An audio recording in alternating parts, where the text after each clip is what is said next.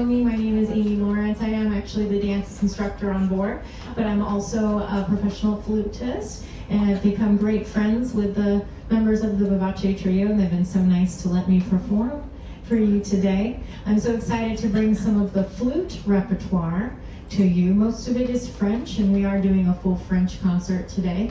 We're going to be starting, wow. So someone who performs standing, this has been, it's harder to just stand than to dance, in my opinion, when there's movement. So we're going to be starting with a piece for flute and piano by Gabriel Fauré. This is called the Fantasy. It was written in 1898. While Fauré was still a student at the Paris Conservatoire, he later became director of the Paris Conservatoire in 1905. But while he was a student, he had a final exam, and as a composer, he had to compose a piece for the students at the conservatory, and he wrote this piece called Fantasy, and it's one of the more frequently performed pieces for flute, and is often used for auditions. So I learned this piece at a very young age for the purpose of auditioning for different ensembles. The piece does have two contrasting sections, and we're going to be playing the first section. It's called Andantino. It's not very long, but it's a nice little piece to get us started. So I hope you enjoy the Fauré Fantasy Andantino.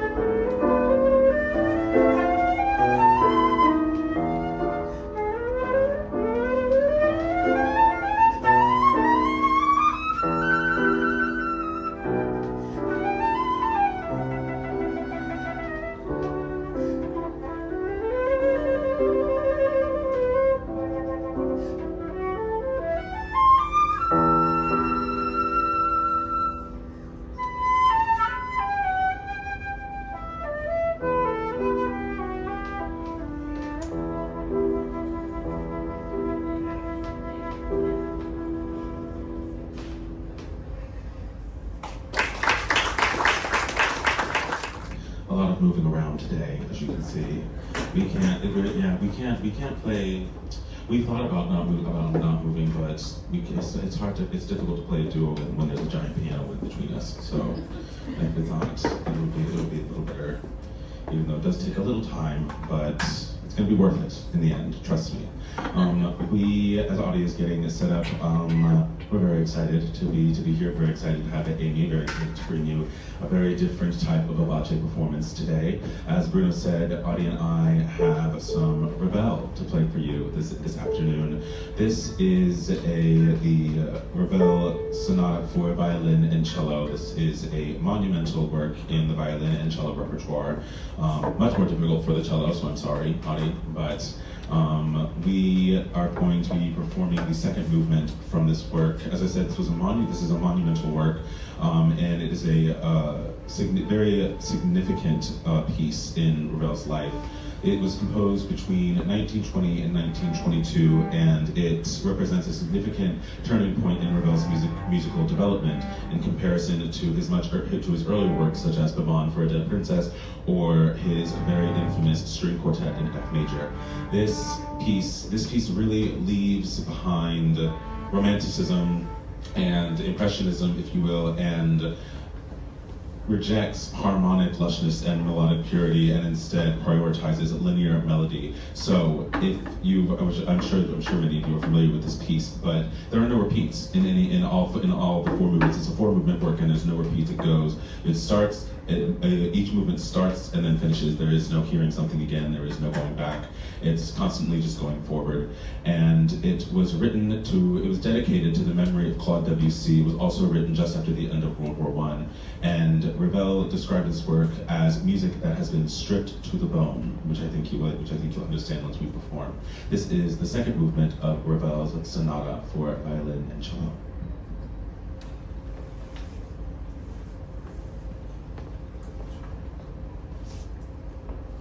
Just out of curiosity, how many of you have heard this piece before? Can we get a raise of hands? Just one. Okay, good to know.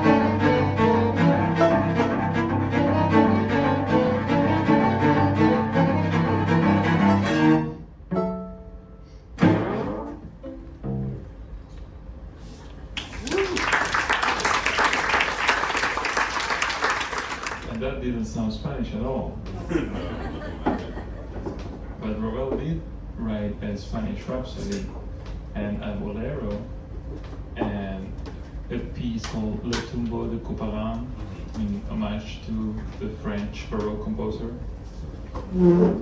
And he was a classmate with Debussy, Claude Debussy, and him were classmates. And their teacher, or one of their teachers, was Gabriel Fauré, the composer of the first piece we played with Amy. So it was an interesting time for culture and music, specifically in Paris. Debussy is another great and important French composer.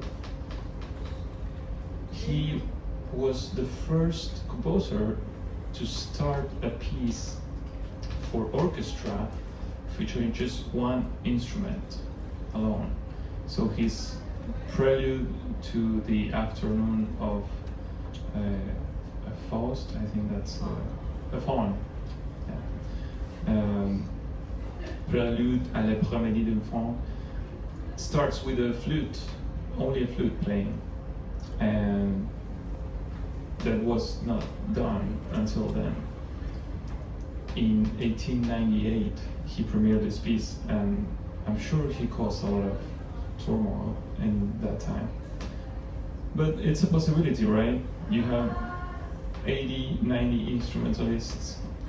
You could start with one of them just alone, or two, why not? He wrote also for piano solo, and I'm gonna bring you a piece from his first book of preludes for piano solo. And I will tell you the title at the end, because in his edition, the score doesn't have a title in the top. It has it in the last page at the bottom right, because he wanted the music to come first, and then you would listen to the music, you would imagine whatever you wanted, and then you knew the title. So I will follow that way.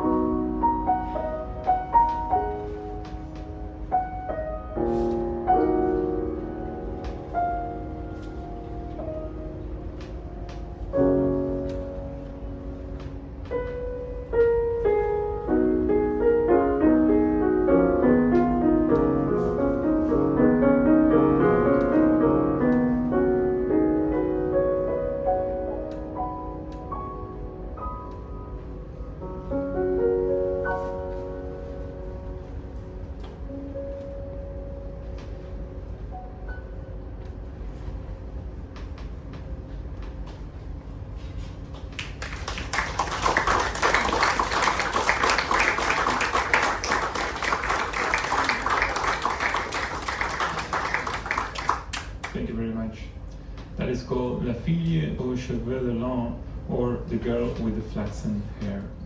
So to continue our Debussy, I will be playing a piece called Syrinx, and this is like Bruno said, a piece for solo flute, and it became one of the most famous solo flute pieces ever written. Debussy wrote it in 1913, and he had just debuted his Prelude to Afternoon of a Faun, which many of you probably know. It really put him on the map in terms of becoming, famous composer, and this became known as a masterpiece of the flute repertoire. It is called Syrinx. It is inspired by the Greek myth of Syrinx and the god Pan. Is anyone familiar with this story? You've heard the story? For those of you who don't know it, it is a mythical story about Syrinx, who's a water nymph, who's being pursued by Pan. Pan is often depicted as a half-man, half-goat figure.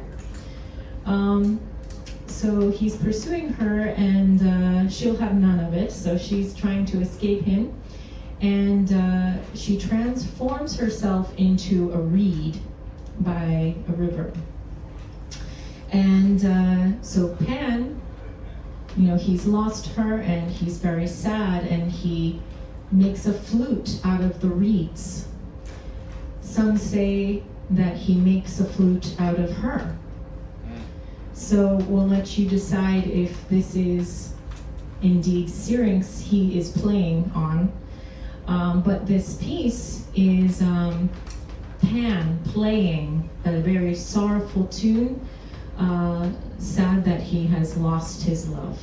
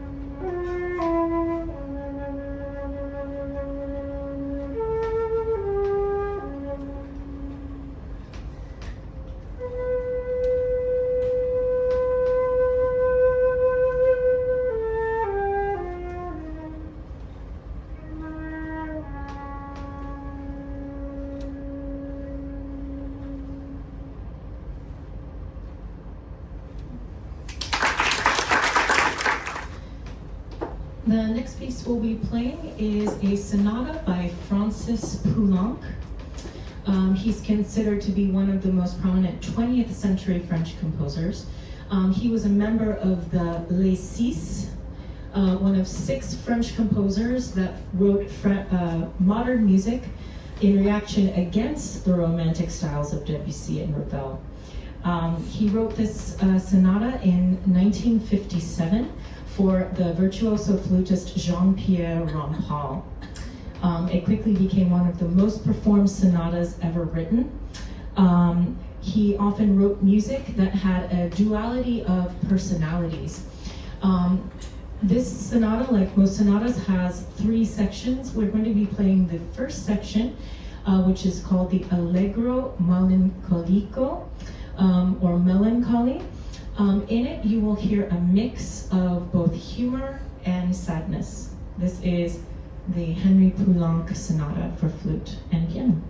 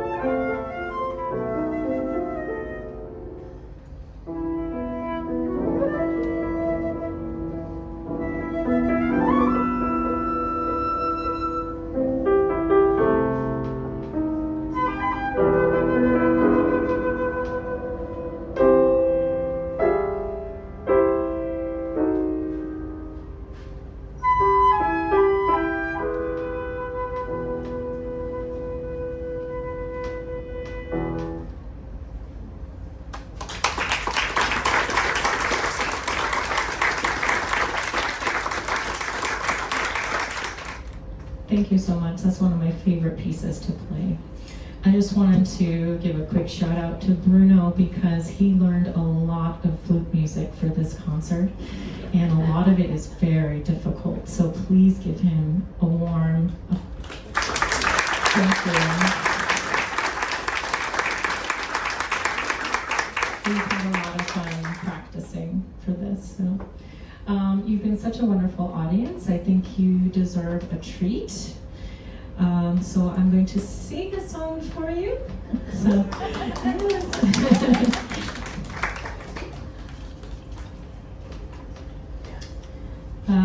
oh, thank you. Can you do it a little more?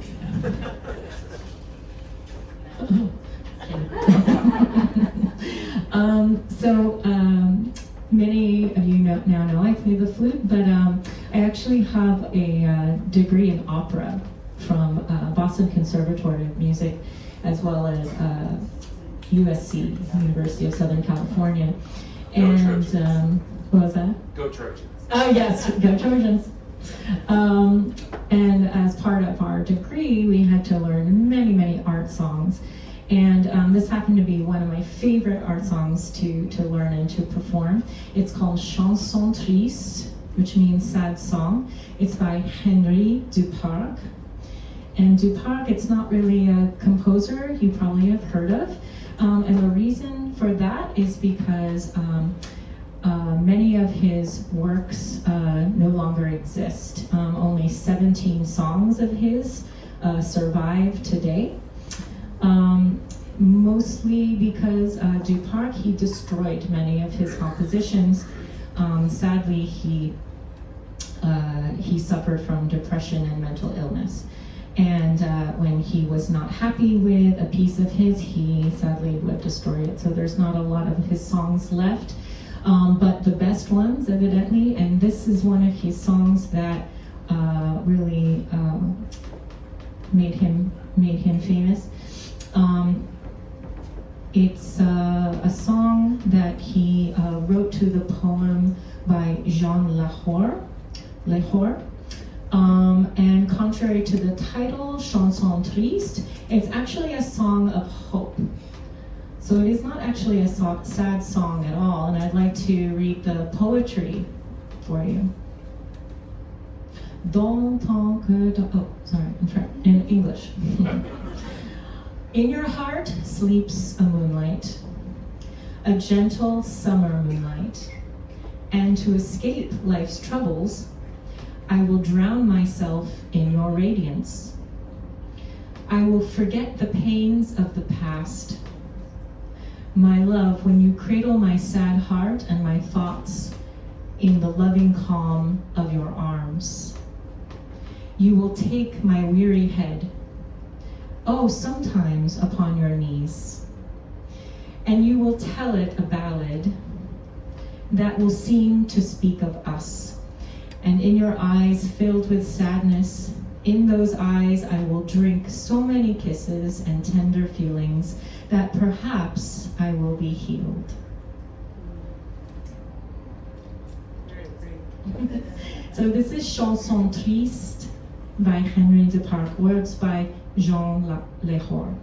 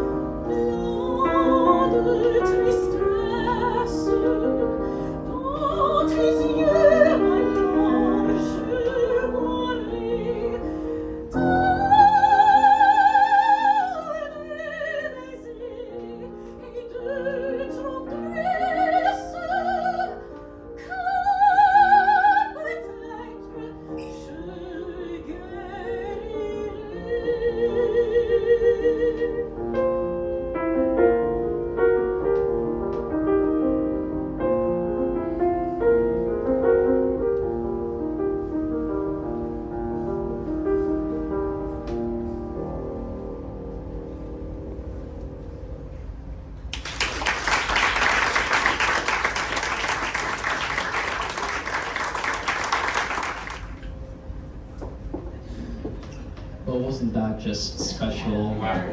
Yeah.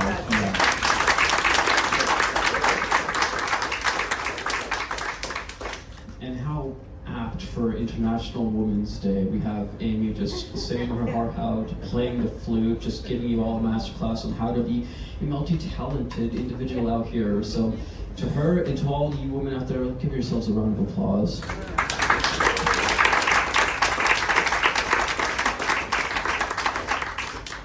We have one final piece for you this set today. Hopefully you enjoyed this level of collaboration. We try and do our best to collaborate with everyone on the ship. Even if they don't want to, we'll try and get them on there. So we're gonna have to just keep sending in your requests and we'll have to see if we can oblige. So the last piece we have for you all is by Maurice Ravel. We have his Bolero. Of course, you might have heard it before, either in an orchestra or a performance for a trio plus tambourine.